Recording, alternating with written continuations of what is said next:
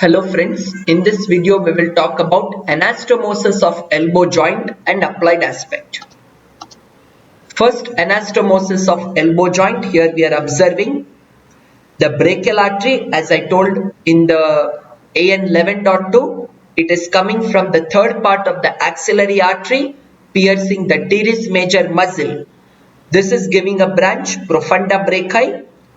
Then it is dividing into anterior and posterior branches. Okay, and anyway, these are the epicondyles of the humerus. Okay, right. And now this is the continuation of the brachial artery, dividing into ulnar collateral arteries, superior and inferior.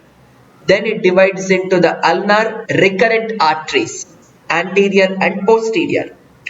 Then this brachial divides into radial and ulnar arteries.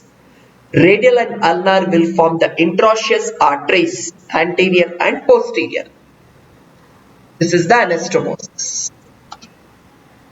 Now the applied aspect, we'll observe the Saturday night paralysis.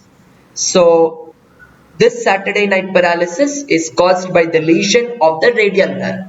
Okay, so it is very common in the drinkers. Here you can observe the lady here. She is in a drunken state who has went to a party drunk and come back home sitting in the chair.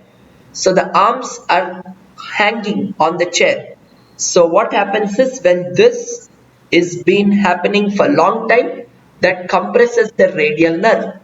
This is what is the Saturday night paralysis. References from where I took the pictures. That brings us to end of the video. So thank you so much. I will see you in the next video.